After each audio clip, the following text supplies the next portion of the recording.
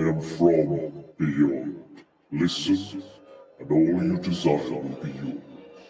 Welcome to Spider-Dan and the Secret Balls. Prepare for Prattle.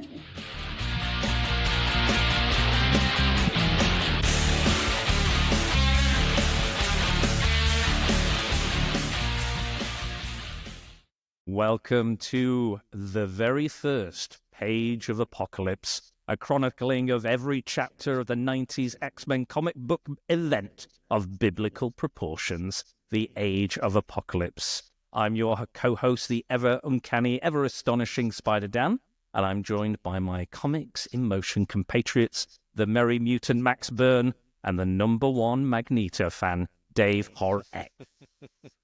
And we are here finally, much delayed, but we are teaming up once again to talk all things Marvel Mutants, and we're going to talk about this 30-year-old event. Yes, that's how old it is. The huge epic event, which also inspired the Clone Saga, not as fondly remembered, the Spider-Man Clone Saga, but not to worry, we're not talking about that today. Welcome back, guys, to another event in the podcasting world. I'm looking forward to talking about this. We're going to be talking about Legion Quest and X-Men Alpha to start us off. Have you guys been looking forward to this as much as I have? I'm not sure. I've been really looking forward to it. But your enthusiasm as well does, ooze out of you. I think you've been pulling me along as well. And what I'd say first off, and I don't know, because, if we talked about an agenda before, I might know, but so stop me. But in terms of the background, in my head, I've read this, but I haven't up until now. So this is the first time coming into it. Now, I'm sure I must have bored you with it before, but Claremont's X-Men is my comfort place. So, that's where I go to. And then I was thinking back to like 95, and I was like, I was 19, right? So I'm enjoying life. Let's put it that way. I'm not keeping up to date with the latest comics that are coming out or anything. So X-rated things of another genre. Well, no, all PG, But so I just missed this completely.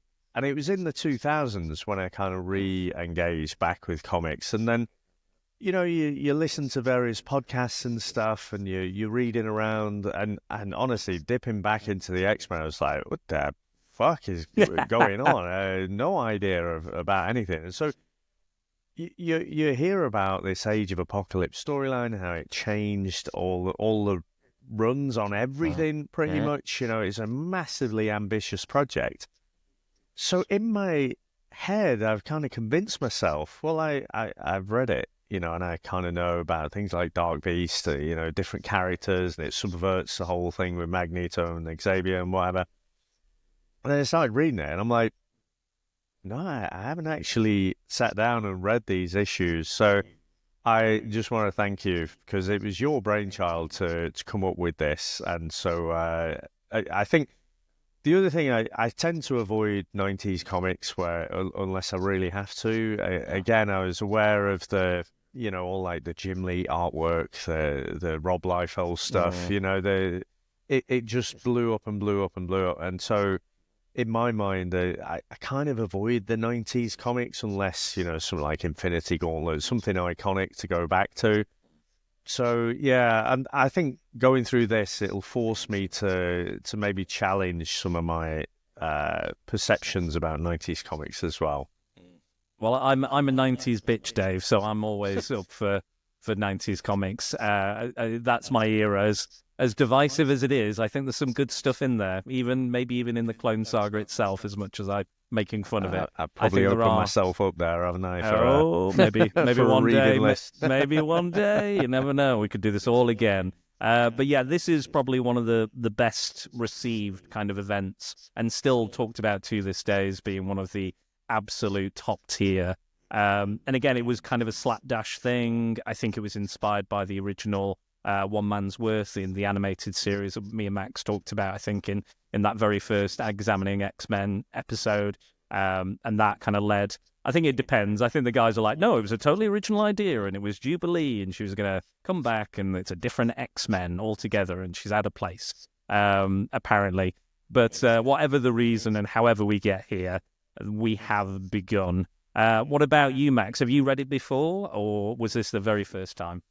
Bits and pieces. Like, I've never read Legion Quest before. I've never read the start of Alpha either. Just bits and bobs, and never the full thing. I always thought, my Jesus Christ, it's such a massive run with so many tie-ins and everything, that it's a very involved and not to mention very expensive book to try and get everything, to get the full story.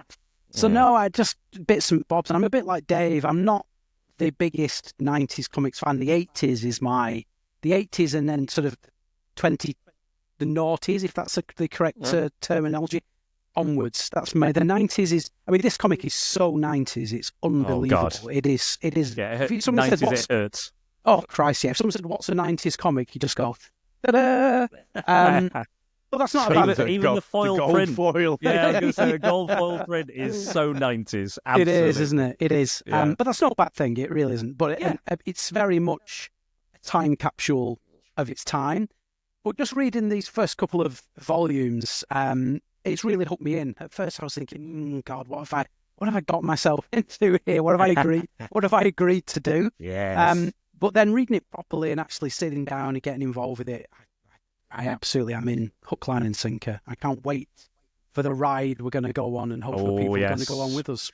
Yes, absolutely, and I'm organising it in a certain way. I know it doesn't seem quite like it makes sense at the moment, the way I've organised the relative like mini-series and stuff. But apart from kind of this and kind of towards the end, the Alpha and the Omega, you can kind of read them out of order. So I've kind of let the patrons on my Patreon page decide how they would like to receive it, and we'll get into that. But the issues we're going to be talking about today, just to clarify, we are talking about Legion Quest and X-Men Alpha. So Legion Quest is the kind of preamble or the prequel or prologue to the Age of Apocalypse.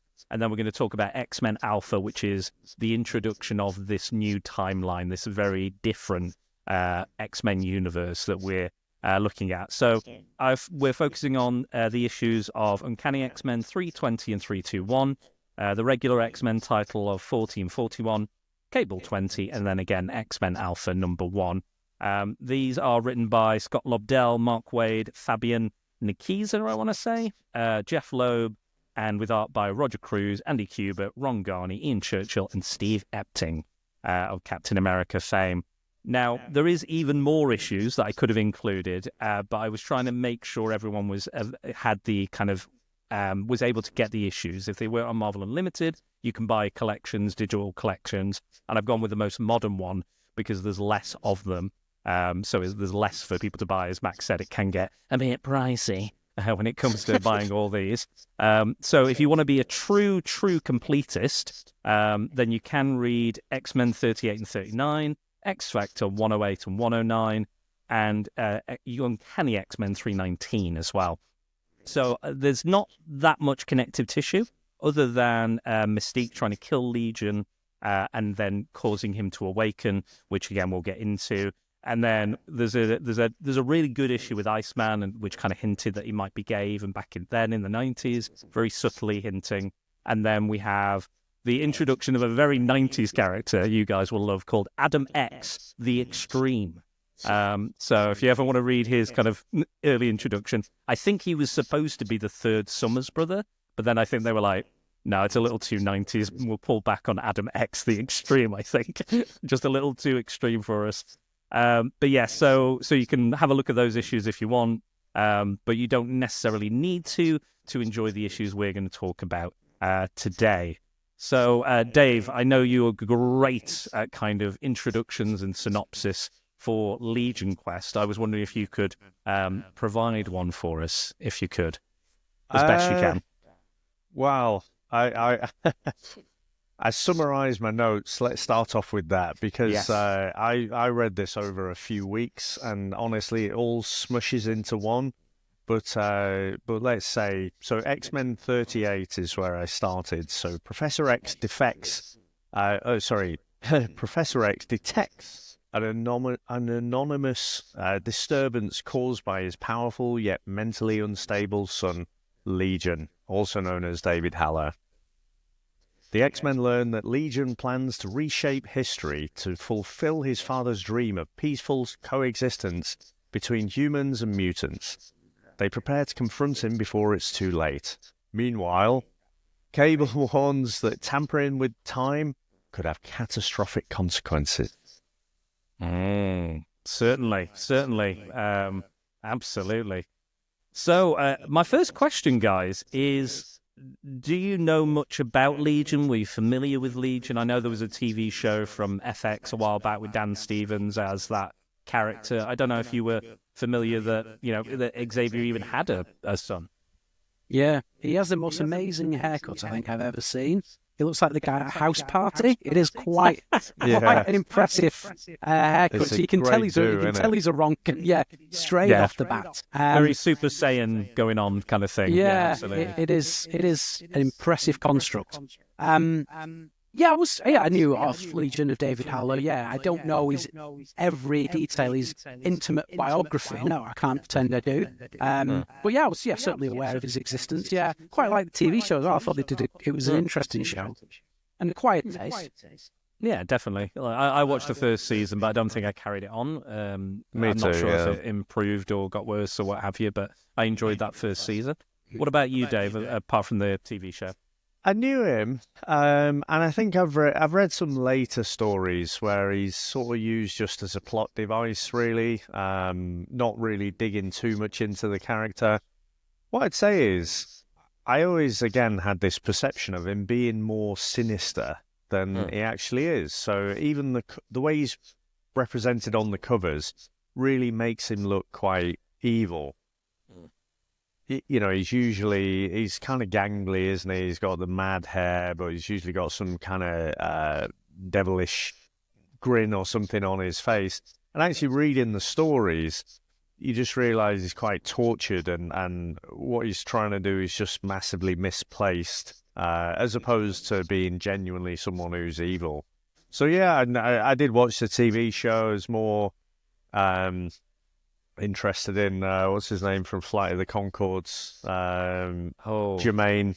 Jermaine, yeah. So he was in there doing his experimental jazz moves and stuff. But I think the first season I sort of enjoyed, but I didn't feel like I had to watch any more. Really, it was a bit mad for me.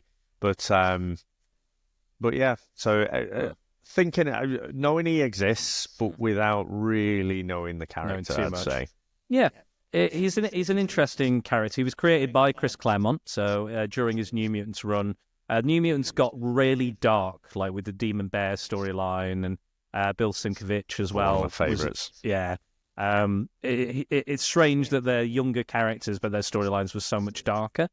What's interesting about David Haller is that he is not only autistic, he also has DID, so identity. Was it dissociative identity disorder? That's it. That's right. I just remembered off the top of my head.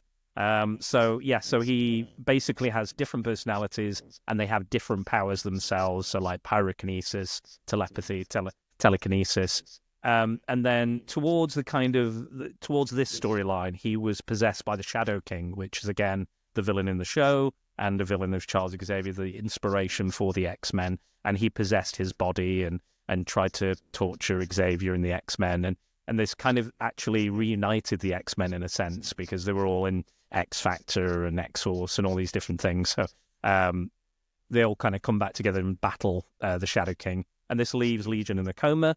And during this storyline I was talking about, during X-Factor, where Mystique, who Legion killed Destiny, who is Mystique's partner and can predict the future, it's implied in here that he's kind of absorbed, he has the ability to absorb people's psyche and their consciousness. So her communicating with him in this story is kind of her maybe guiding him, because this is his destiny. This is supposed to happen within this storyline. And after her death, she leaves loads of diaries of what is supposed to occur predictively. And yes, and Mystique, not happy with the murder, tries to kill him. And during this, he wakes up. And when he wakes up, he is fully healed. He has one personality. He's just David. All the other personalities are gone. And he is more powerful than he has ever been before. And Destiny is kind of guiding him through this and is convincing him to do what he needs to do, which Dave said is kill Magneto in the past before all of the atrocities he commits, before he becomes Magneto effectively, to stop that rivalry between Xavier and hopefully, therefore, create this peaceful coexistence between humans and mutants, which is Xavier's dream, which is where we kind of start this story off. But bear in mind, we're talking X-Men, so it's going to get a bit political. We're in Israel, everybody, so, strap in. So Gabriel Haller met Xavier in Israel post-war. Now, they say, with this sliding timeline, they do say 20 years ago, and I'm like, really, we're talking kind of 50s, really, kind of post-war. Xavier's using his powers. Gabriel Haller is a survivor, Holocaust survivor, and he's using her powers to, they fall in love, and he's trying to soothe her, and Magneto's there as kind of an aide to the hospital, kind of a janitor or kind of assistant or, handyman, whatever you want to call him. And they're kind of becoming friends. And again, they, fall in love, have sex, but Xavier never learns of David's existence until years later, where Gabriel Haller is an Israeli politician. And at this point, Legion is now more powerful than ever. He has a goal in mind. He knows what he wants. And he's created this big Eben energy dome, which is kind of to draw enough energy for him to travel back in time and to accomplish his goals. What did you think to this? Did it kind of throw you in there? I know you said it was a little chaotic, Max. I don't know if was it a bit kind of full on almost? It was a bit too much to begin with. Yeah, well, it just harkens back to what I was saying earlier. It's that 90s style of every page being full of dialogue, like dialogue, where it's a bit like they used to do in sort of the 70s and in the 80s, I suppose, as well, where characters would literally speak their every thought and describe their actions by saying what they're actually doing. Rather than that's a very Chris Claremont thing. Yeah. So it takes a while for it to sort of catch your breath and just breathe and let you sort of absorb it. It's like you're literally thrown in at the deep end where it literally picks up mid-fight and then flashes back to the X-Men getting off the plane in Israel, the team of 4 that's been sent, Storm, Psylocke, Iceman and Bishop. Yeah, I think it's team at this point they're Team Blue and Team Gold. So I think Team Gold comes after, but this is Team Blue, I believe. Yeah.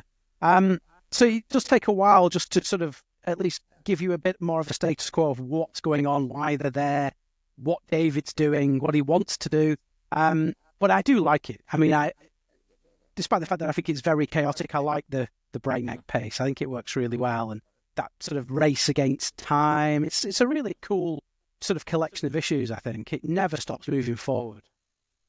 Absolutely, Dave. What did you think to the breakneck pace? Were you ready for it?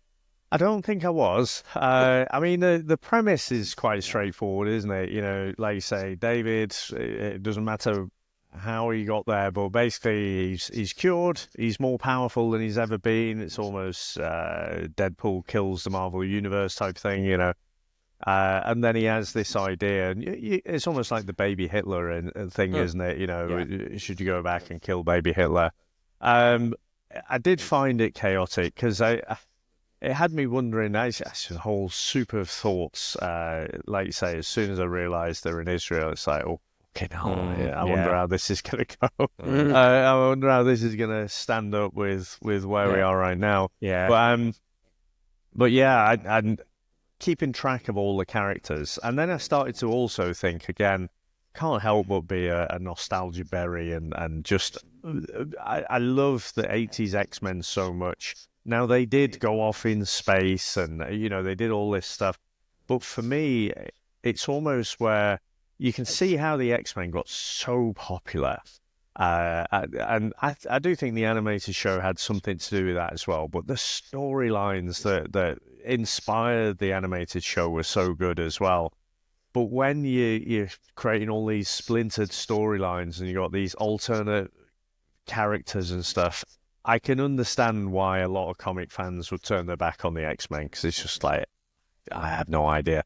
So coming back to it, I'm like, right, okay, where are these characters? What, to me, the X-Men is about the relationships between the characters. So I just had to recalibrate myself with, okay, this is kind of where we are now. It doesn't really matter what happened in the early 90s to lead up to this. Just, this is where they are now. And it just took me a couple of reads through the whole thing, just to really cement, okay, this is where all the different characters were. But it might have been, I completely agree. It does kind of throw you in. Again, I'm going off these collections that I have, and they don't include those previous issues that I mentioned, the completionist issues.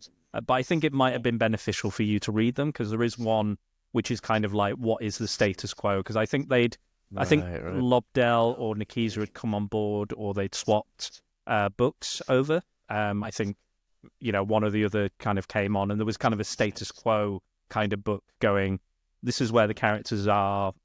This writer is taking over. It kind of closes the door a little bit, but also keeps it open, which comic books do a lot. So we learn like Rogue and Gambit are having issues because Sabretooth is, which we see a little bit in this storyline, that Sabretooth is locked in the mansion. He's been captured, and he's got these like adamantium kind of shackles on and things. And he's basically like Hannibal Lecter type baiting, because he knows something about Gambit, so that something Gambit has done, they've worked together in the past, and Rogue doesn't quite know what that is, and it's kind of affecting their relationship as well. And Iceman's coming off the back of having his body possessed by Emma Frost, and she did some very interesting things with his powers, so he's feeling a bit self-conscious, and a little chuckle from Max there. Were you thinking what I was thinking? I see. I see how it is. You could do things with my body if you'd like to. And then we have like Xavier's wiped Magneto's mind, so now he's kind of catatonic after Fatal Attractions. And with all the characters, like Jean and Cyclops have just got married and had their adventure in raising Cable, which we'll get into a little bit later as well.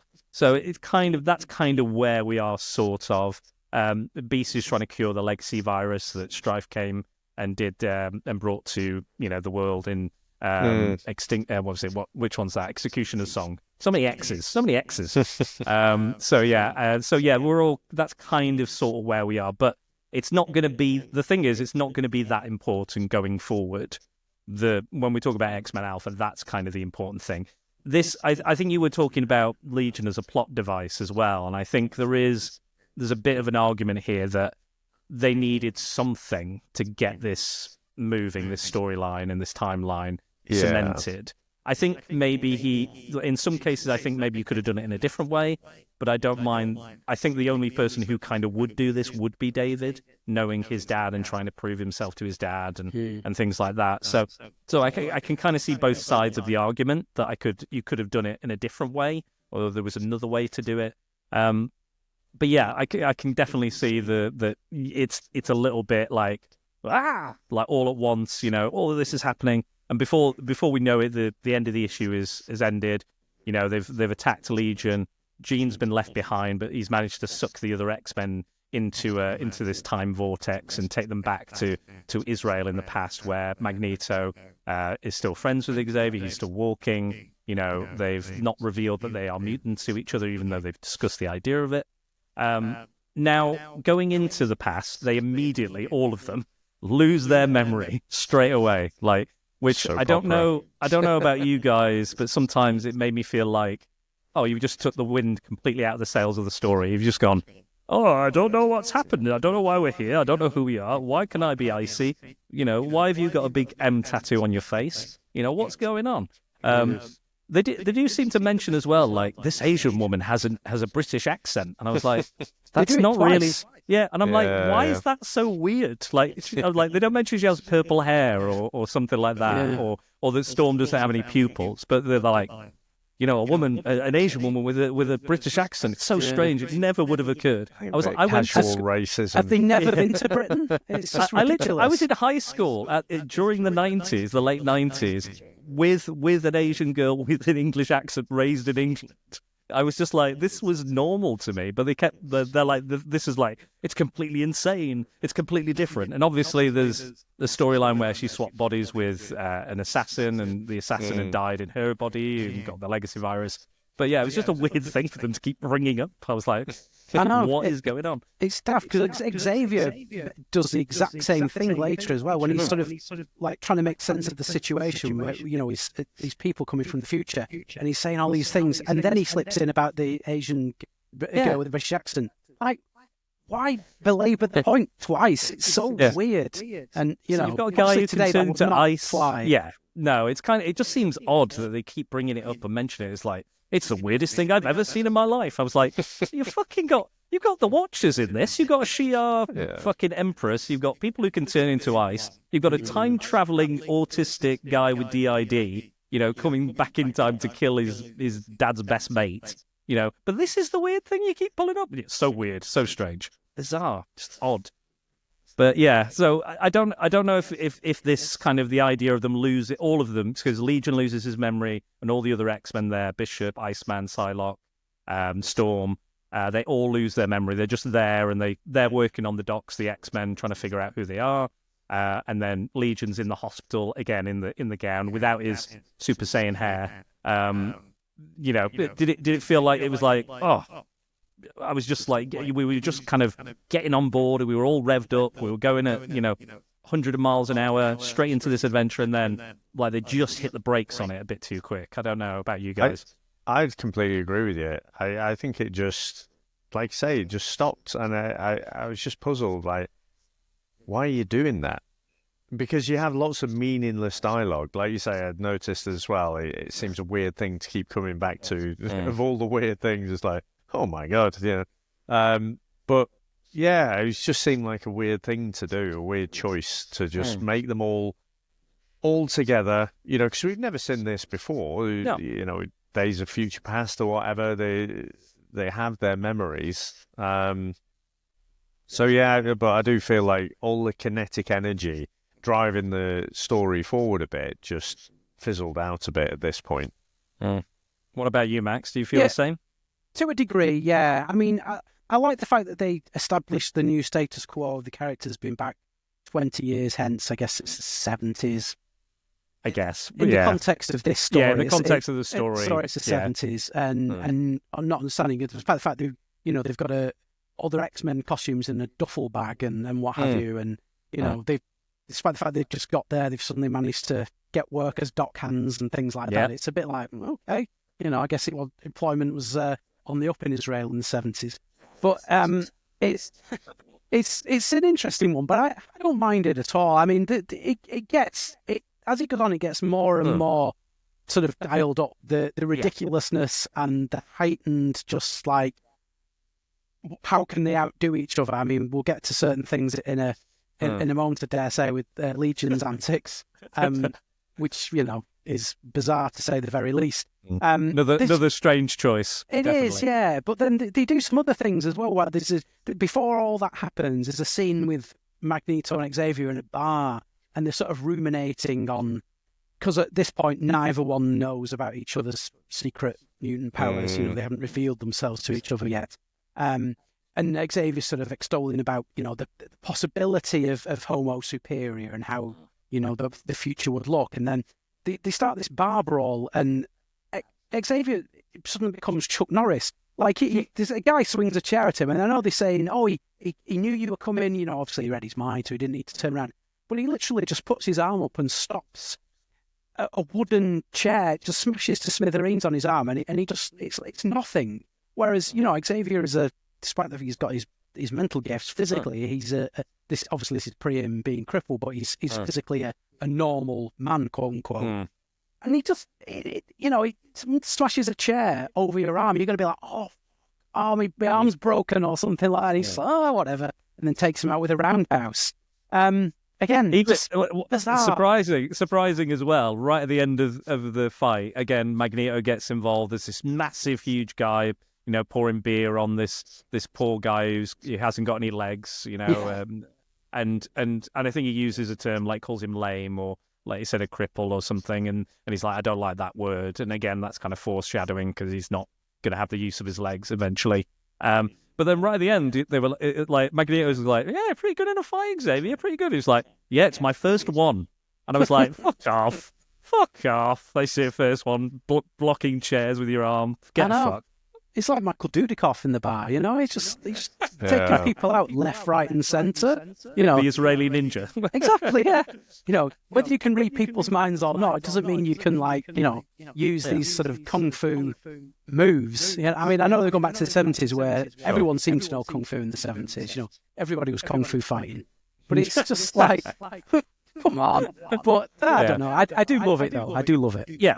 I will say this, even though I feel like, they pulled the brakes a bit too hard with the story, I do appreciate having the time to see where Magneto and Xavier are at, where they are, who they are, what they're thinking about. And, you know, there's a really good moment where Magneto's saying, you know, the way I feel about the world, you know, should I get involved with Charles and his dream and his ideas? Is he right? You know, should I get involved with him and Gabby because, you know, they're in love and I can't seem to have happiness? You know, should I even, you know, put myself in that scenario? And there's a great scene where he goes in and he's being very nice to Legion and, you know, quite caring. And then Legion does the old Xavier move where he's like, I think I'm going to make you relive the Holocaust, Magneto. Yep, let's do that. And it's like, you know, we see all these like it's very like American Werewolf in London where he's like the demonic Nazis come in the door and, you know, start doing that stuff. And again, he runs out and he's like, Xavier, there's this guy who's doing the things that we've been talking about. There's, you know, there's potential here. And yeah, so I really love that kind of, I don't know about you, Dev. I know you're a big Magneto fan. Did you enjoy seeing this proto-Magneto? Yes. What I felt was it was a very sensual type of conversation. I think there was a lot of closeness, and obviously there's a lot of this all through the X-Men about you know, being an allegory for homosexuality or what have you. But yeah, just the dialogue, the art, and everything. It was like they were talking about being gay and coming out to each other, as opposed to being mutants at all. And I again, to orient myself, I had a better experience the second time going through the run, because I kind of missed. I'm like, well, where is this? And you know, when we meet Charles in the bar, he is sat down as well, and then he just starts walking around. You're like, what's going on? What's going on? Yeah, but like Mike said there, I mean, getting the old Chuck Norris on, but again, I can forgive that. I can scooch on past that. You do have at times, even modern comics now. I remember there was one with how was it, Schism or something, and Captain America throws his shield and it smacks Scott in the head, and you're like, but he's not super durable or anything. He's got his optic blasts, but he's, you know, Captain America's shield's going to take his head off. You know, he's just got a normal bloke's head. So yeah, sometimes they play a bit fast and loose with. All of them are physically nails, aren't they? When they need to be. Absolutely, hard as nails. Well, they always say, like, when you look at like a character bio, if you go on Wikipedia or whatever other website, they always go, you know, peak human endurance, Olympic level athlete. You know, that's Bullseye or Daredevil. You know, everybody, if they're not superhuman, then they're like peak human. You know, like Captain America in the movies, he's superhuman, but in the comics, he's like peak human. You know, conditioning. So we get Cable is recruited by Xavier because they're having no luck, and well, actually, we should talk about the Shi'ar getting involved, because the M'Kraan crystal is going out. I know you love the Shi'ar, Dave. Your favorite. So they become involved for some reason. So the guardian of the M'Kraan crystal knocks out Gladiator and says, Lilandra, we're in some deep shit. Xavier's son's doing something that's going to affect the multiverse. Don't ask me how it affects the multiverse, because we never really hear about this again. But there's going to be apparently a crystalline wave is going to go across the universe and cover everybody in crystal or turn them into crystal. And this is due to the things that Legion is doing to the timeline. And apparently the Watchers have all reconvened to say, yes, it's very important what's happening right now. We're watching, and we're not supposed to be involved, but we're getting involved again, which they always bloody do. And you get 7 Watchers as well. 7, yeah. Exactly, that wonderful page here where there's 7 of them. Oh, there you go. Usually you get 1 Uatu turning up or whatever. But 7, that really does hammer home the significance of what shit's about to go down, doesn't it? Exactly. And I love the Kubert artwork is amazing. I love the Kubert's probably my favourite artist in this. I like Rongani, but I think Kubert's, son of Joe Kubert, who was, a comic book legend as well. But yeah, his artwork for me is like absolute the tops in this book. So we have that. The Shi'ar come down and get involved. They recruit Cable, and they are going to use Xavier's powers and Jean Grey's powers, and they're going to send a psychic avatar of Cable, because he's already displaced in time, back to the Israel of the 1970s, we're saying, and he's going to awaken those memories in the X-Men, because they're like, something's not happening here. Come on, what are you doing, lads? Let's get going. So they feel like they need to intervene somehow. And then he grabs Bishop, because again he's displaced in time, which again will become very important in the next issue we're going to talk about. And then he awakens them, and his powers connect with everybody else and awaken those. But before the X-Men run over and attempt to stop Legion, who is slowly remembering who he is, we get a very interesting scene. I think Max would be the best person to speak about this, because he mentioned it was already in your notes, like number 1 with the bullet in your notes. So please tell us about this very odd scene we see with Legion. Well, I wrote on my notes here, did Legion shag his own mother? That is the question. Yeah. I mean, it certainly looks like if he didn't do that, they at least had some heavy petting or some. They made out a bit on the floor, didn't they? They'd have been chucked out of that swimming pool, wouldn't they? No heavy petting with your own mother. Yeah. But yeah, it's beyond fucked up, really. Yeah, So for anyone who doesn't quite know, Legion is like you said, Dan. He's awoken now. He's removed himself from the hospital ward.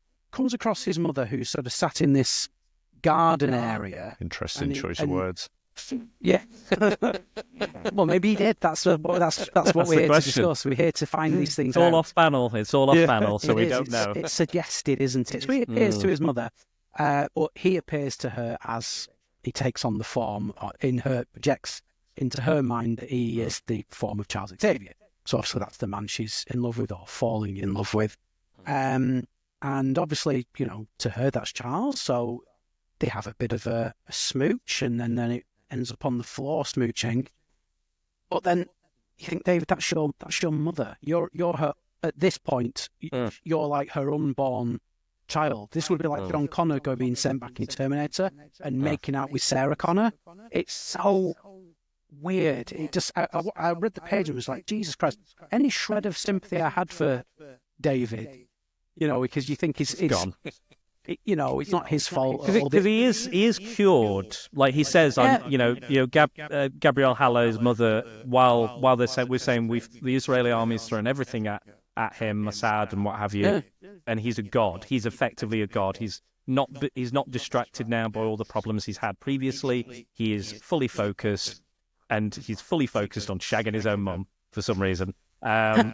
But there's like a twisted nobility to the thing he's trying to do, isn't there? Yes. One could argue that there is some, although there's no nobility in going back in time to murder somebody, there is a slightly altruistic quality to it, because he believes in his mind it will serve the greater good. It's the killing one to serve, it's a twisted picture. logic, twisted morality, like you said, like a twisted sense of justice. But again, it is that, like Dave said, it's that question of, do you kill Hitler as a baby? He's not done anything yet. And even Magneto says, I'm not this person you think I am. Stop calling me this. Yeah, it's like, is your destiny written?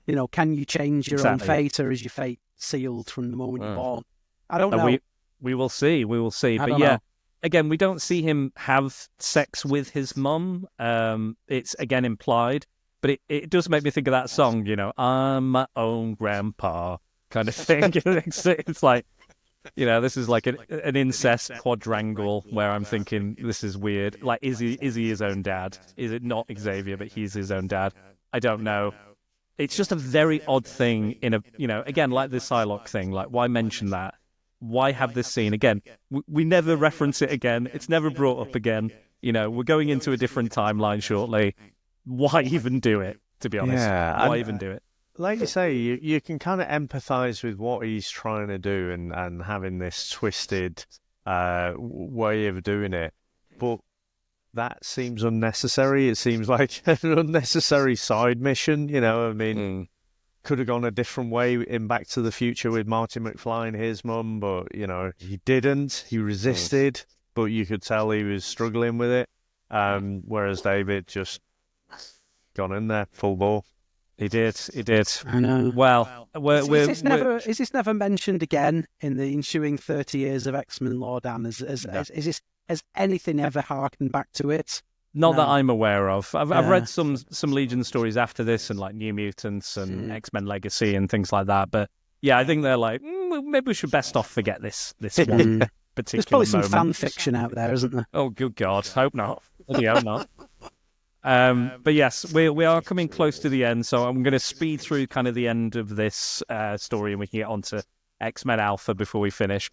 So with this, we have a kind of we get the final revelation. We get the basically the final kind of confrontation between Xavier, Legion, Magneto, and the X-Men. So Legion awakens. He realizes what he's here for. He knows what he's supposed to do, and he attacks Magneto. Magneto has to reveal his mutant powers to defend himself. And the X-Men have remembered, so they're rushing in and trying to kind of fix and fight this. And again, he's so powerful that it gets to a point where Iceman, who again has been experimenting with his powers and is becoming more powerful, the mega level kind of mutant that he can be potentially without those kind of mental blocks. He turns, Legion into ice basically by molecule, I think he says, which is quite impressive. But it's not enough. So he awakens, and then he's about to kill Magneto. He's got like a psychic knife like Psylocke. He's going to plunge it in and do it. But Xavier is still a bit confused, can't use his powers, and lunges in front of Legion, protecting Magneto and taking that psychic knife to the chest or the brain, I think. And then he dies, and then all of the X-Men basically are undone. Legion and then basically cease to be. The timeline has been erased, and now Xavier's dead. Magneto's cradling. There's a wonderful cover as well with Magneto in his outfit cradling Xavier, and we see it here as well without the outfits. And they don't know what's gone on. But Bishop has remained behind, again displaced in time. So 20 years prior. Then before we finish, we get a really kind of touching issue. I don't know what you thought about this Cable issue, guys, from Jeff Loeb. It was kind of a farewell to a degree before this big crystalline kind of wave hits. All the characters get to talk to each other and kind of reveal their heartfelt desires or wants or needs before the seeming end of the universe. I quite enjoyed this issue. I thought it was quite poignant, considering what we've been through within this story and prior to it. Yeah, I agree. I think it's really well done. It kind of puts a button on it, before we go into this new reset alternate universe. I think it's kind of cool. We finally get, Gambit and Rogue finally get to kiss because, fuck it. They're about to be written into a whole new existence. So it doesn't matter if she absorbs his life force because it all will mean nothing ultimately, and we even get Cable and Domino having a little bit of a smooch as well. And there's a, heartfelt moment with Cable and with Cyclops and Jean where he addresses his parentage. There's some nice little character beats, isn't there? And it really hits home more. If they'd just been sort of stood around and gone, oh, well, shit, look at this approaching. But you actually get that time with them and see them more as people. I think it's really well, tastefully executed, I think.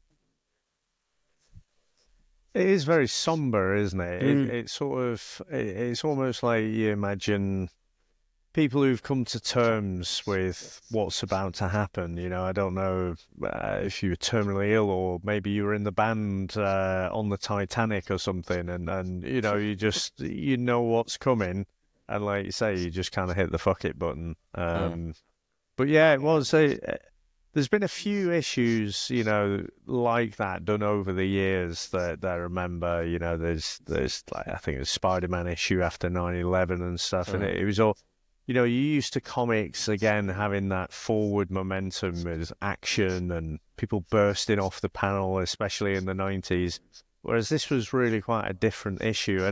And to be honest, I've never really warmed that much to Cable again. My X-Men are the ones with natural powers in the.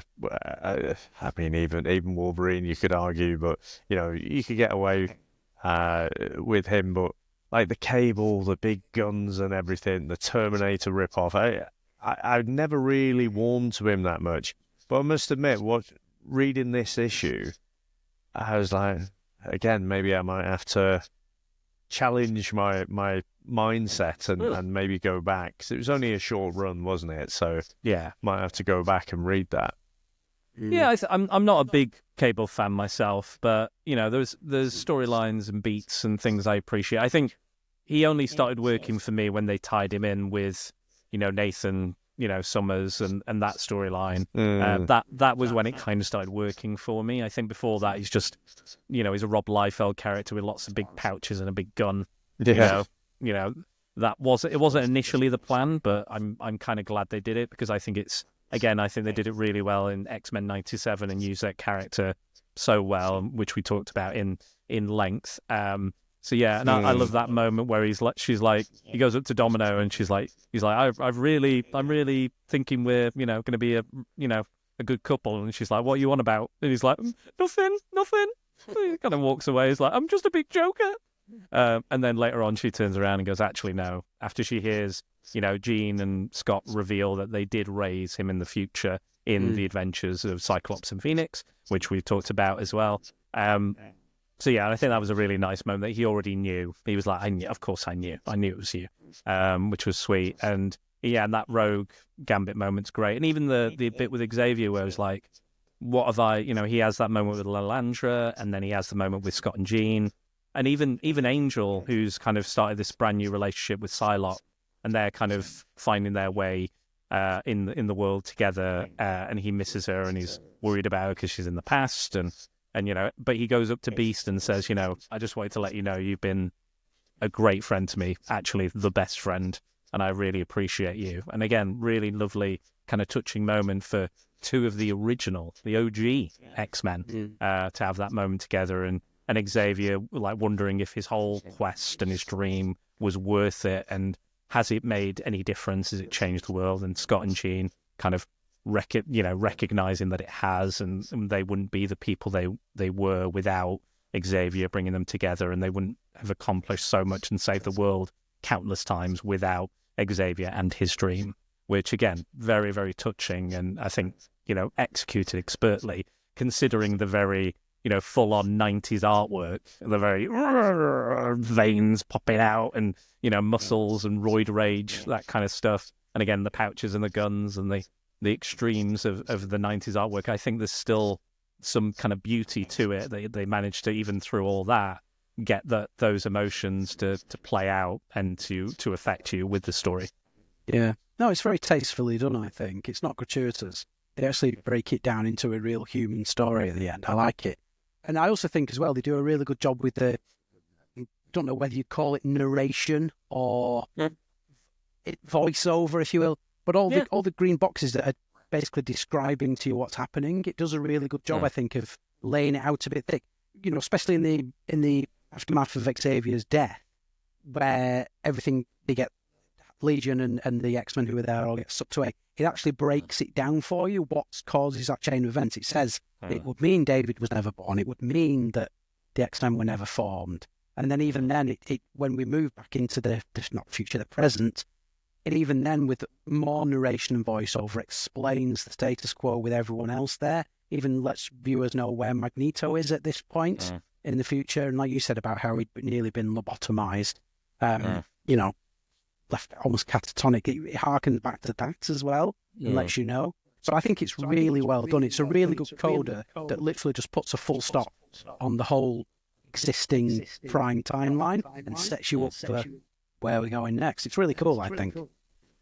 And you know what I thought? I mentioned at the top of the show, I was sort of otherwise occupied around this time in the 90s. But unfortunately, it would have been the only time when, if you were picking this up month by month, can you imagine reading this issue? I mean, like, what the hell? Like, what's going to happen? What comes next? Because now you get all the previews and stuff, so you kind of know what is coming next. You know, even leading up to the end of an event, well, you already know what the different books that are going to be spawned out of that event are going to be. It's hard to kind of avoid them. But if you just go into your local comic book store in the mid-90s and you're reading that, you're like, holy shit, is that it? Like, what happens next month? So I kind of lament the fact that actually I wasn't reading it this time, because that would have been pretty amazing. Yeah, absolutely. Well, it was very much came off the back of like Superman, the death of Superman. That was the first one that really went whole hog with that idea, because not only did they kill him, they cancelled the book for like 6 months, like for 3 or 4 months or something. And they were like, there's no previews, there's nothing, we're not continuing it on. Superman is dead, the book is dead, it's dead. Until they came back and went, well, we've got some replacement Superman, so, you know, and then they brought it back. But they truly were like, we've got to hammer home that this is it, this is final, that it means something. And unfortunately, since then, comics have, you know, everyone dies. Yeah, nobody dies. The Phoenix comes back every 5 minutes. You know, it's just the revolving death door. And again, it's kind of every so often, like you had Nightfall for a bit, and you know, and Clone Saga and various other things. So it is happening. But with this, we kind of know where it's going. Again, there's promotion and stuff. But still, like you said, Dave, there's still going to be an effect, and you're still going to. And I still felt something. I know, like we're. You know, spoilers, eventually probably going to return to the original timeline at some point. But, you know, I still felt, you know, an emotional, like, hit. Like, they knocked me. I was like, oh, shit, fucking hell. Even though I know where it's going and they're going to come back and all this other stuff. But it's crazy to think that even then, you know, there's still, like, this thing, like, because they did cancel all these books. So, you know, Generation X, you know, Cable, they did technically cancel them to make these miniseries, these short miniseries. And then later on, they bring the numbering back and they bring the books back. But yeah, they were genuinely cancelled. And who was to know whether this was the new status quo from now on?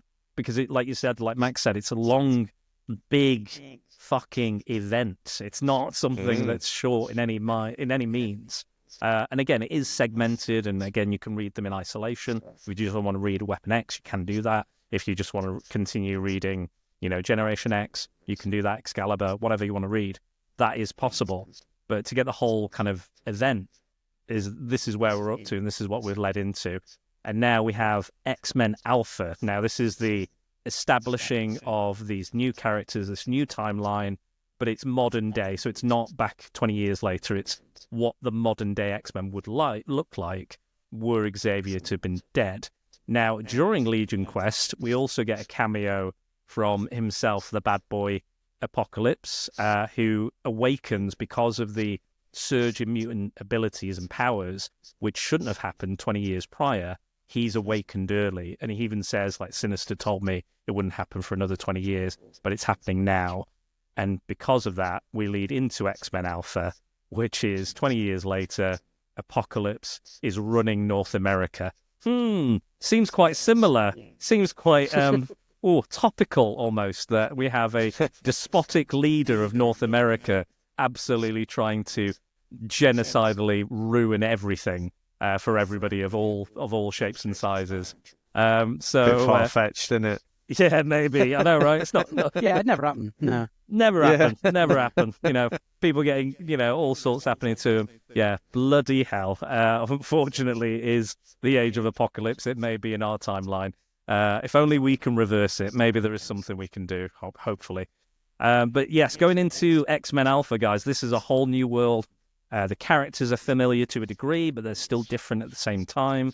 What did you think going into this with this version? Because this is, again, this, like you said, this is new for you guys. I've read this before, so I know what these characters look like, what they're about, and how different they are from their main iterations. What did you think to this version of not only the X-Men, but it's Magneto's X-Men?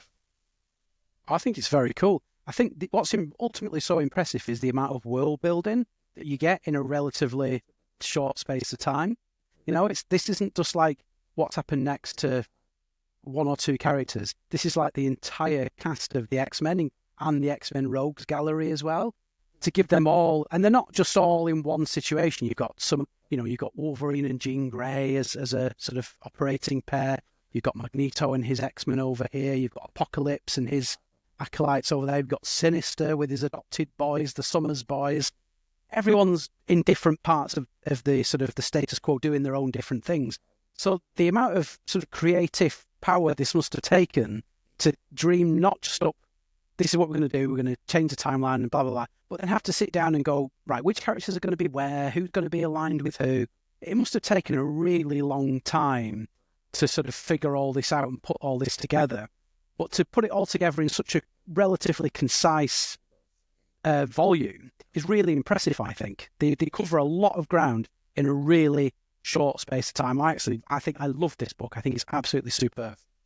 High praise. What about you, Dave? Yeah, no, I definitely feel like when I immerse myself in any story, in whatever medium, whether you're reading it or it's a prose book or it's a TV show or a movie or whatever, you want to be taken on an emotional ride, don't you? And so coming out of Cable 20, where you've got that somber kind of closing a chapter feel, that end of Empire Strikes Back sort of feel, and then you come to this, and again, I'm familiar with the characters, the different alternate versions, because they pop up many years later and are referenced and whatever. But as Max said, I hadn't thought about it that way in terms of world building, but it does a brilliant job of that, doesn't it? And I think they get a lot in, don't they, into that single issue, and it sets the scene, because it's not everything back to front. It's just the odd thing. Like, obviously you got Magneto, who's really in Charles's place. You've got Wolverine and Jean together, and you got Sabretooth, who's suddenly on the goodies side and whatever. So it's all just a bit weird, and we don't really get too much into Dark Beast yet, I don't think, but that'll come. So no, it just felt like emotionally after that kind of somber close to Cable 20, you're back, and it's almost like not quite the Wizard of Oz, going from black and white to colour again, but emotionally that sort of feel to it. Yeah, definitely. And it dumps you kind of straight into it, like we were saying with the beginning of Legion Quest. There's this stranger that we're introduced to, but it's not revealed who that is just yet. And they're basically walking through the ruins of North America. There's bodies and skulls piled up, just like a kind of a Terminator kind of hellscape with all the skulls and everything. And we see just this little girl's running around, and there's Eunice who is one of the original Brotherhood of Evil Mutants, quite a minor character who can create a force field. But he comes in, and he's got a huge kind of new look. These characters called the Infinites, which are like Apocalypse's kind of henchmen and go about doing kind of genocidal things. We see them, and then he tries to fight back. He realizes the stranger's a mutant, and then the X-Men turn up, and we see all these different versions. Like, we've got a very deadly Iceman who freezes Eunice to death, who's kind of one who's a bit more comfortable with using those powers and changes his body into lots of weird and wacky things. We have Magneto. I don't know if you guys, did you have like a favorite redesign of any of the characters? Because we've got some very, very different looks for most of them. Yeah, I like Wolverine. I like the fact that he's missing a hand, and his other hand only has two claws, adamantium claws coming out of it. The middle one isn't there. Whether that's explained later as to why I There's think only he two. still has the 3. I think he might be. It's like he's threatening him, and he's not going to pop the 3rd one unless he's going to kill him. I think. Right. But yeah, he does. He has the stump, so it's missing. Yeah. Also, Cyclops is missing an eye. Yeah. Yeah, he is. He looks very different as well with the long hair. It's a very cool design. It's a very cool design. There's some good ones. Yeah. And Sabretooth as well with his little sort of... Wild Child. Yeah. Like, is that supposed to be his offspring or who is that? No. So Wild Child was a character from Alpha Flight, so it's very kind of similar. I think he started off as a villain and kind of dipped in and out. But yeah, in this, he's kind of sort of a pet for him. It kind of Right. And we also have Blink as well. Blink, who in the comics in the main timeline died before Generation X was formed during the Phalanx Covenant. So we never really got to know her. But in this timeline, she's basically a brand new, fully formed character, which is kind of nice. It's kind of what if or what could have happened. And she was kind of raised by Sabretooth as well. The guy who, in the other timeline is this Hannibal Lecter type character who's trying to kill everybody and badger bait everyone into fighting each other. So yeah, very interesting. We have Rogue and Magneto. Not only are they a couple, not only can they touch, but they also have a son. Called Charles. Baby Charles. Yes. And there's this really touching moment with that where Rogue says he needs my touch. I need to be able to touch my son. Because Magneto still has that ability, like in X-Men 97. He has this kind of electromagnetic shield that allows him to touch Rogue, but it's not the same for Charles. So, and they have this nanny robot, which was introduced in the Claremont John Byrne era, where Magneto turned all the X-Men into like babies, basically. But not actual babies, but kind of trapped them in a way where they were mentally and physically unable to move and were being kind of humiliated by this nanny robot. But yeah, so and again we have all these different factions as well. So we've got the United Human League, I want to say. I can't remember what they're called. I don't think they're called the Human League. I think it's something else. But they are outside of, or they're working within the US or outside the US with Erasure, trying to somehow stop Apocalypse.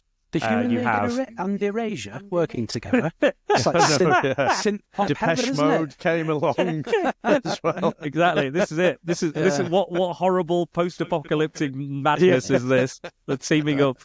The Human High Council, they're called. That was it. The Human High Council, of course. Yeah. So we will see some more kind of human characters or some more kind of Marvel non-mutant characters kind of come from there. But it was interesting to see Moira McTaggart had actually married Bolivar Trask, the creator of the Sentinels, which I thought was interesting. It's very good how they've flipped everything on its head, They've really given... There's no character really resembles who they were prior to the timeline switch, I think that, ironically, the one who probably resembles who he was more than anyone is probably Magneto, even though he's now the leader of the X-Men. Other than his really sort of interesting sort of long hair and what have you, his appearance is very, very similar to what it was anyway, as is his demeanour. I think he's the one who's got the least big switch, if that makes sense. He's the one who's more faithful to what would have been the prime timeline version, I think. True. Yeah, I think they've always tried to soften Magneto as time's gone on. Like initially, he was a very villainous character and did very bad things. And I think depending on the writer and the time in the era, what Claremont wanted to do with him, I think it depends how they want to portray him. I know in the animated series they were quite sympathetic to him, but being the big Magneto fanboy, this must be a dream come true for you, Dave, him leading the X-Men. Yeah, I mean, I don't know. He kind of... I think they're both a bit problematic in different ways, aren't they? I think after this storyline, and I think with the benefit of hindsight, even when you look at some of those original stories, and Charles professes his love for Jean and it's never really addressed again. Just like Legion. Yeah, so and when you guys were talking about that, that's what I was thinking back to, was Charles, being a little bit saucy there. But yeah, I mean, it is interesting to.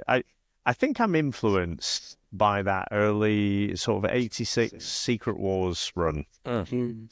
The idea, because even young me was aware of who Magneto was, and the idea that Magneto would be on the side of the goodies, he'd be like that on the side of Spider-Man and Captain America. I just remember, like 10-year-old me just didn't understand it, but it had an impact on me, and I just kept coming back to it, and eventually I sort of figured out for myself, it's like, oh yeah, I can understand if you're like the Beyonder or something, then you know, maybe it's our perceptions that are a bit off.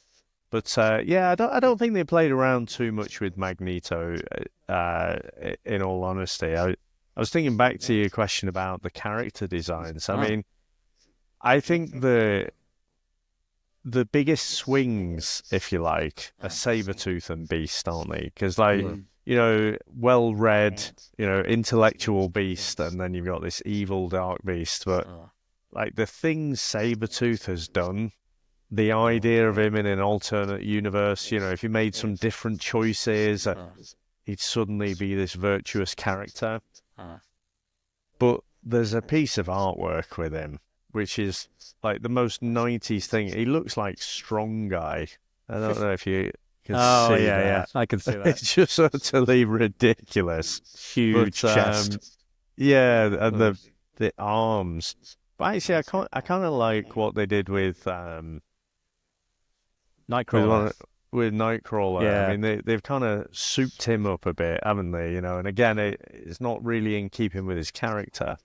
But he's not that character anymore, Dave. He's a totally new character. Yeah. So I guess so. But yeah, back to Magneto. I like him being a little bit grey, if I'm honest. I don't like him being too, you know, Charlesy and on the side of good. Like him occupying the space in between right and wrong. I mean, I think he is still like, you know, he did not care for Iceman killing Eunice, but he wasn't bothered by it. He was like, yeah, murder away if you want. He's you know, he's a horrible genocidal maniac. So do what you need to, but did you have to do it in such a you know, disgusting, weird way? Maybe not. Yeah. But yeah, and it is interesting to see how these factions are playing off against each other. I actually quite like the redesign of Apocalypse. So I was never like a big fan of his giant A. You know, like I don't mind letters on. It's a bit on the nose. Yeah, I don't mind.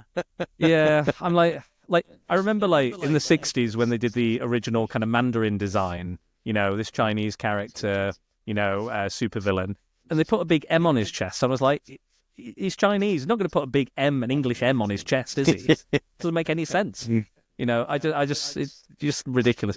Like, I don't mind it. I like the Captain America A is fine, you know, Superman S, you know, but, you know, I don't think you always need it. So I actually quite like the red and the dark blue and the black. And I like that he's a bit more cybernetic. You can see inside his mouth there's a bit more like machinery because he's like advanced himself and tried to make himself stronger. And we do have 4 horsemen in this as well. There's 4 horsemen. So we've got we don't see Mikhail Rasputin, Colossus' brother. He's not on panel for this story. There's a few characters that are not on panel, like Kitty and Colossus and Sunfire and X-Man and a few other characters as well. But we'll get to them eventually.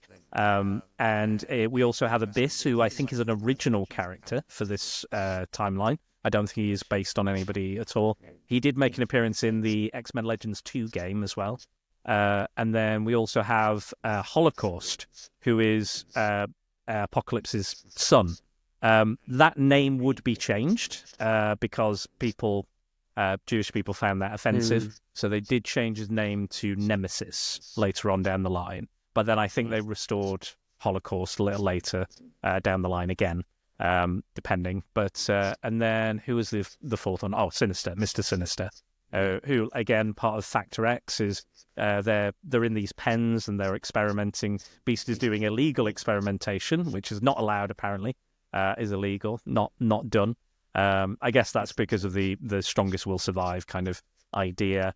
But what's interesting is Sinister is plotting against Apocalypse, and that's why he's given Jean and Wolverine that mission to go to the Human High Council. So all the while, there's all this kind of, and again, Scott's not entirely sure if he's on the side. Alex Havoc seems to be very very fundamentalist kind of, fascist kind of persona, but Cyclops is kind of on the fence a little bit.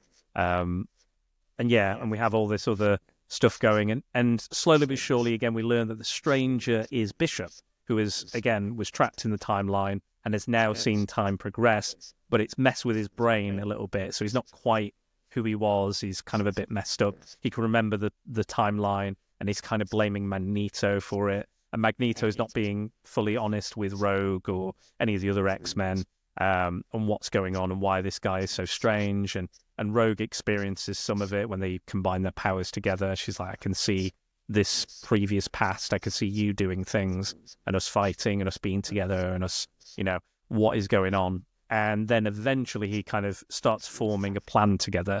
Now, this is where the miniseries kind of come into play, because each miniseries, each group of X-Men are given a different mission to accomplish, or they have a different role in the story.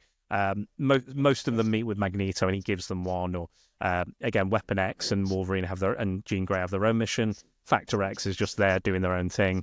So that's why we can kind of interchange and choose which one we want to go with, which is what we're doing on Patreon for that. So that's allowing us. So at the beginning of most of those miniseries, you'll see Magneto talking to the team, saying what he needs from them, whether it's a shard of the Mcron crystal, whether it's they need to find a certain mutant, whether they need to stop the kind of annihilation wave of all these people being kind of genocidally killed, all the humans, or they need to stop certain things. So they all have their own kind of different objective, basically. So that's why we can kind of read them out of order to a degree. There will be some crossover. There will be some characters that show up in both or make cameos in both. But that's why we can do that. Yes. Was there anything else you wanted to say about X-Men Alpha before we come to an end, guys? Are you interested in seeing what comes next, or what we might see, or are there any characters you'd like to kind of find out a bit more about, perhaps? Well, I think what they do a really good job of as well is there's a bit right at the end where we see Apocalypse's files, where he has and this is a really good thing for the reader as well, where it basically goes through each person, the chosen, and tells you where they are in this timeline. So if any of it, when you've read it, has gone over your head, or you think, well, they've not really explained too much about that character, they've just sort of appeared. Here really tells you who and what they are in this new timeline, which is a really, really good device, because it's, like you said, if we're going to go into the different groups doing different things, this kind of sets you up for that by telling you who everybody is and where their allegiances lie in this new timeline, and what, there's some with very different personalities to what they had before as well, a little bit of their backstory as well, and the sort of 20 years from, David killing Xavier to now, what's got us to this place. It didn't just happen with a click of a finger.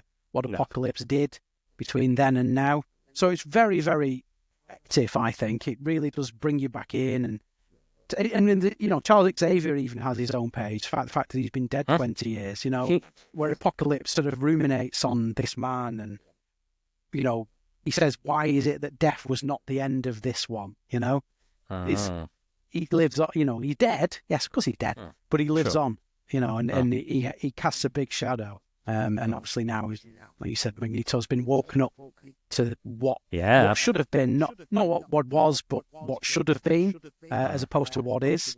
And surprisingly wants to go back to that as well, which is, I suppose in a way, although he's seen, I guess, the horrors that he will commit, I suppose the world that we have is better than the world that we should have is better than the world that we've got. So I can kind of understand him wanting to do it. Absolutely. But he's going to lose a lot. He's going to, by doing this, he'll lose this child. That child will cease to exist because him and Rogue will never have got together. So, he stands to lose an awful lot here. But, again, I guess it's like we were saying before about David's task being motivated in a twisted way by trying to do things for the greater good. Here we have it as well. It's interesting. It's like the other flip side of the coin. Absolutely, yeah.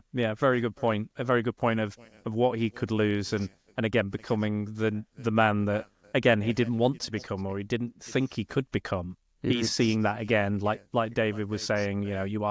You're going to do this. You're going to ruin this dream. You're the obstacle. I must put an end to you. And then now he's literally seen it. He's literally seen those memories of who he could become, and he is willing to do that. He's willing to make that sacrifice for the betterment of humanity, not just mutant kind, humankind also. Yeah, ultimately to bring his best friend back as well. That's well. But again, he won't remember that sacrifice. He won't know what he's done or given up, or it will just reset. And go back to the sign of a true hero, though, isn't it, my man? Yeah, absolutely. Well, again, this is a different character, isn't it? He's gone through a completely different set of circumstances and become a different person. And again, we will go, when we get towards the end, we're going to be looking at some kind of prequel issues and prequel stories. This is part of the main event, this one, going through and doing all the miniseries and then Omega.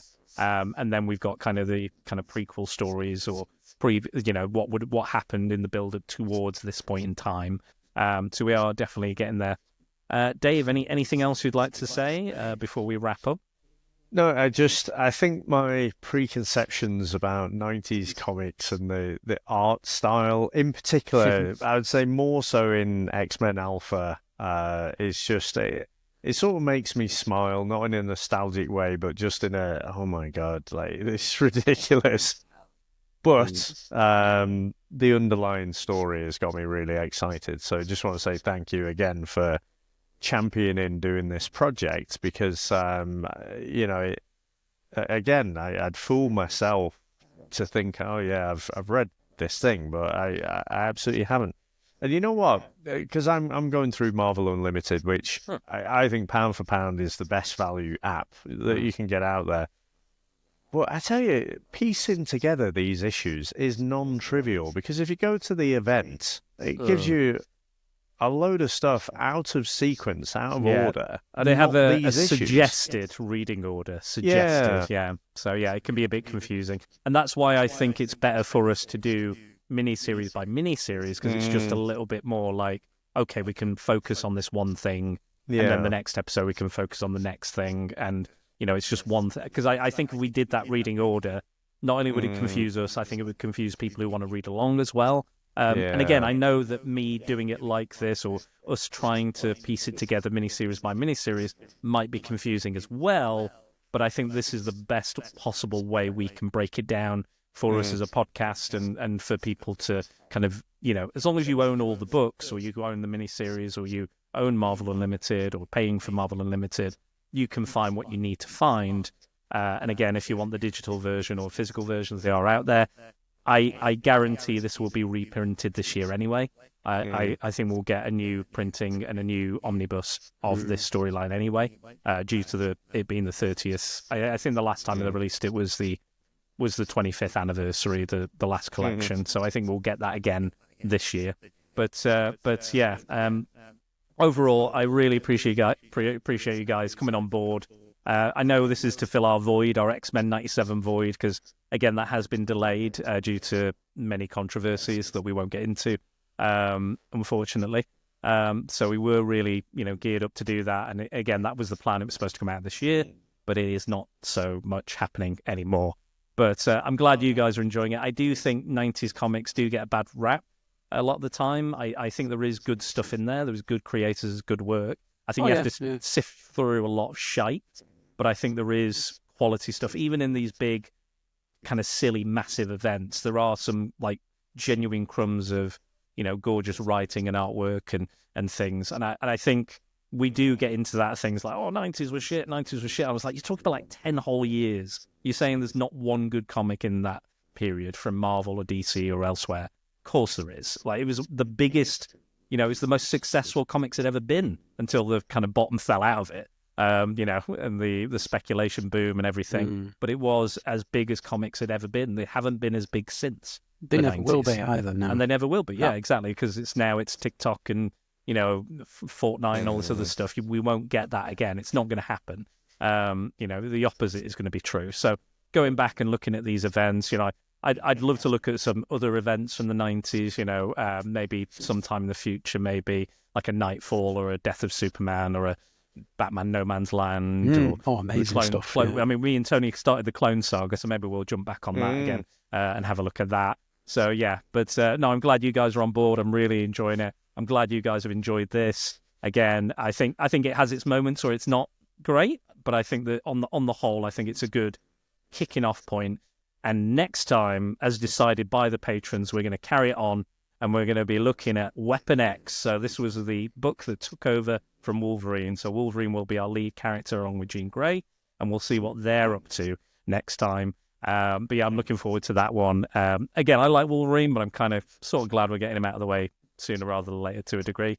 But that's just my opinion. That's just I love Wolverine, but also I do think he's a massively overexposed character. He is. So there you go. True. There you go. But yes, anything else we want to say before we go? But yeah, check out Weapon X if you're reading along. Get the Weapon X miniseries. Physically, there's a lot on eBay you can grab. It's online digitally. It's on Marvel Unlimited if you want to subscribe to that as well. But yeah, anything else, guys, before we finish? Just I'm all in. I've reading these first 2 volumes here, it's put me in hook, line, and sinker. So I'm very much along for the ride. I mean, ultimately fucking go. Yeah, we know where it's going. We know what the end game is, but I can't wait to see the journey to get there. I'm very much looking forward to it. Really looking forward to it. Good. I'm so glad to hear. I love hearing a passionate Max. That's my fucking crack cocaine whenever I hear it. I'm like, yes, he's back. He's back on board. All right, let's go. Yeah. Anything else, Dave? No, I can't put it any better than Max did. I'm all in as well. Can't wait to get into the Weapon X mini-series and talk about that one. And again, just to labour the point, I appreciate you guiding us through, like, okay, we'll focus on this bit. You're kind of like my Mike Burton. He does that for us on Clone Wars Conversations. He was like, right, we'll do these 3 episodes, and then we'll do these 4 episodes. And he figures all that out tonight. Yeah. Me and Matt just, right, okay, we'll go and do that. So, yeah. I'm quite happy you're taking that. I mean, you've got even less books to read this time coming up. So you've only got the 4 issues, so it's even less of a task. But yeah, we'll get back on it very soon. I know this one was delayed, but we'll jump back on it as soon as we're all available again. But yeah, I've had a blast talking about this, guys. I've had such fun reading it. I love X-Men. I love talking X-Men with you guys as always. But yes, and it's gonna be a wild ride.